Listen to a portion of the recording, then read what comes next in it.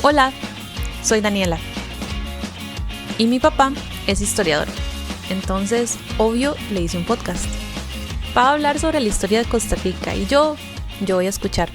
Este capítulo se llama La Indecisión, entonces empecemos. ¿Cómo empieza la historia de Costa Rica? La historia de la República Costarricense y del Estado empieza justamente en 1821.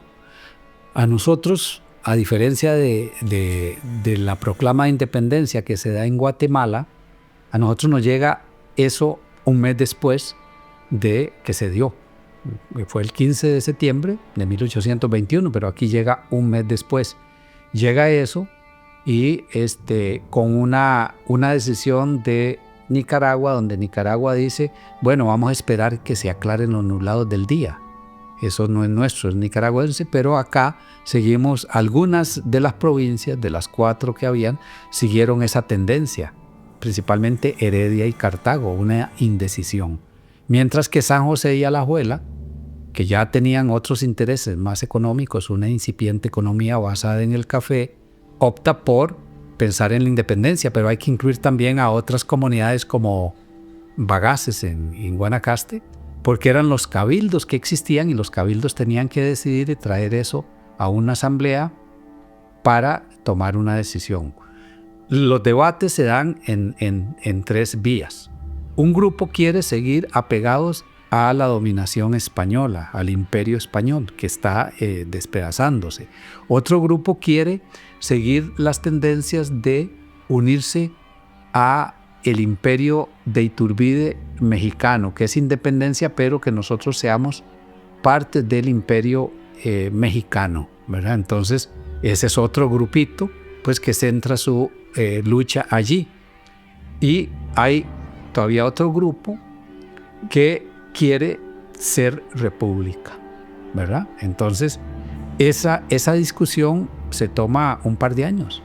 En 1823, ante ese debate, se da una guerra civil y se nombran jefes de Estado que dizque se aburren de estar en la presidencia y renuncian, pero no, es que los renuncian porque un jefe de cuartel, el más principal, dijo, no, ya no te apoyo. Y entonces, si no renuncia, le dan el golpe de Estado, entonces mejor renuncio. Otros porque se aburrieron de estar cada año en una provincia con la ley de la ambulancia que se establece, que es, como parte de esta indefinición, es una forma en que para tener contentos a los distintos grupos, entonces la capital un día se establece en las distintas provincias, ¿verdad? Alajuela, Heredia y San José a saber, porque la capital colonial era Cartago.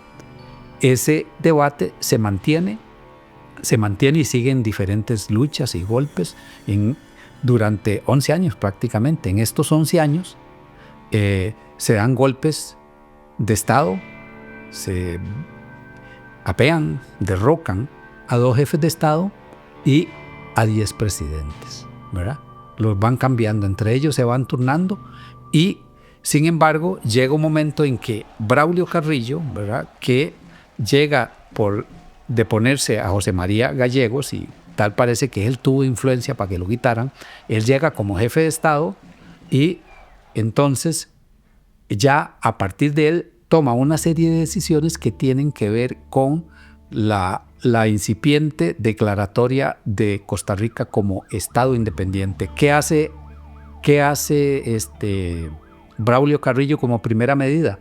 Declarar que Costa Rica se sale de la Federación Centroamericana. La Federación Centroamericana fue un proyecto liderado por Francisco Morazán, Gerardo Barrios y otros jefes gobernantes de Centroamérica, y que empieza a trabajar como federación con base en El Salvador. Pero Costa Rica no estaba de acuerdo, ni nunca creo que hemos estado totalmente de acuerdo con pertenecer a una federación por las distintas diferencias económicas, políticas, sociales que todavía hoy día existen entre los países centroamericanos. Entonces Braulio Carrillo dice, no, nos salimos de la federación, ¿verdad? Después de Carrillo y Monte Alegre, cuando los deponen, llega José María Castro Madrid y él ya funda concretamente la República, tenemos nuestro escudo y nuestra bandera. Pero los primeros pasos quien los da es Braulio Carrillo al salirnos de la federación. ¿Cuál es el costo que paga Carrillo? Bueno, que los que sí querían federación y los que querían otro tipo de gobierno, ¿verdad?, sin afectar los intereses de una incipiente clase ya burguesa basada en el café y los intereses de la iglesia, llaman a Francisco Morazán, que era el jefe de la federación, lo llaman, y él estaba exilado en Panamá. Entonces lo llaman para que organice un golpe de Estado contra Braulio Carrillo. Y entonces, durante el siguiente año y pico, de 1839 a 1841, se organiza un golpe exitoso, no tanto que se decidió por las armas, sino porque el jefe del ejército o del principal cuartel que tenía Carrillo era Vicente Villaseñor.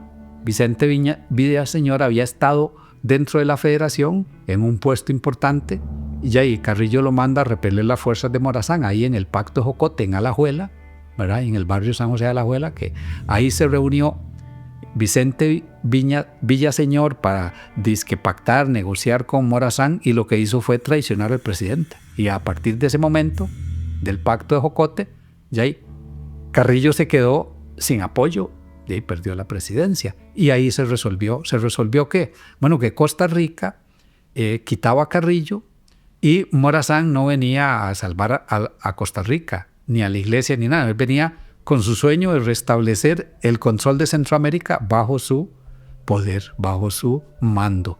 Y eso no le gustó a los costarricenses. Pero ahí, a partir de ahí, se resolvió todo lo de la Costa Rica ya como Estado independiente. ¿Por qué? Porque de seguido, en septiembre, o sea, unos meses después, 7 o 8 meses después, la gente es totalmente en descontento con Morazán, lo capturan, lo deponen y además lo fusilan. Lo fusilan ahí en la esquina suroeste del Parque Central de Costa Rica, de San José. Bueno, que lo fusilaran no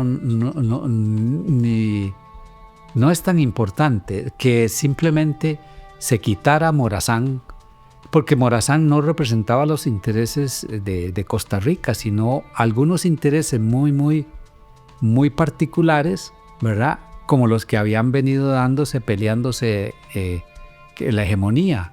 Pero Morazán se hace muy rápidamente impopular porque le da a conocer al costarricense que sus intenciones es involucrarnos en restablecer la Federación Centroamericana, en que Costa Rica, a fuerza de culatazos y de balazos, participe en una federación centroamericana que ya Costa Rica en el periodo anterior o en este periodo, por diversas razones y en diferentes momentos, no quería, no le daba pelota, no le veíamos ninguna bondad a esta federación. Y entonces Morazán, con esa ambición de volver él a retomar el control en la Federación Centroamericana, comienza a reclutar a los costarricenses para armar un ejército, comienza también a recoger impuestos, tasas y contribuciones para financiar este ejército y su aventura de ir a reconquistar el control de la Federación Centroamericana. Entonces, los movimientos previos donde se dan esa cantidad de rebeliones, de revueltas, de golpes de Estado, donde se quitan a 10 presidentes y a 2 jefes de Estado antes de fusilar a Morazán, ahí lo que se hizo fue contar con los militares, nada más. O sea, eran militares que participaban, jefes de cuartel y unas decenas de soldadillos nuestros, ¿verdad?, mal armados y mal entrenados, pero que era suficiente para apiarse a cualquier presidente. En este caso particular es el movimiento popular, las fuerzas vivas en Costa Rica que dicen: no queremos más a Morazán, quítenlo y hagan con él lo que quieran hacer. Y eso es lo que hacen, simplemente lo fusilan y a unos cuantos allegados a su grupo. Pero sí, desde mi punto de vista, está evidenciando ya algo que nos caracteriza a los costarricenses, que como vemos en este periodo sería un poco contradictorio, porque no es ciertamente que Costa Rica es un país de paz. En este primer momento, ya con 42 revueltas, no es un país de paz, en nada se diferencia a Nicaragua, Honduras, El Salvador, a Guatemala, pero este sí, ya la participación popular para que un jefe de Estado o presidente se quite, ya sí está indicando algo a Costa Rica. Está afectando los intereses, desde luego económicos de las familias, pero sobre todo está afectando como unas ideas de que Costa Rica, los costarricenses no somos tan guerreristas, ¿verdad? Entonces en este periodo, que a pesar de tanta revuelta, la más importante, la que culmina esta etapa, es donde el pueblo dice hasta aquí, y el pueblo participa en esa revuelta. ¿Pero por qué el pueblo dice hasta aquí? ¿Qué es lo que más le molesta al pueblo? Que lo involucren en conflictos militares, que lo recluten, que sus hijos tengan que ir a la guerra, que yo tenga que ir a la guerra, que suframos productos de la guerra y que además la economía de las familias que apenas están empezando por primera vez en un periodo largo, el periodo colonial, por primera vez tenemos una economía que provee trabajo a las familias, que es el café. De un momento a otro nos vamos a ver involucrados en movimientos guerreristas. Claro, eso es muy grave. ¿Quién quiere eso? Ahí tenemos los ejemplos de Vietnam, tenemos la Revolución Francesa y tenemos todos los ejemplos donde el pueblo no le gusta las guerras, y desde luego Costa Rica menos. Entonces nace un primer sentimiento antiguerra. Yo veo que sí, tal vez no nace, pero sí resalta, sí aflora. En el próximo episodio vamos a hablar sobre la persona que definió la República, José María Castro Madriz.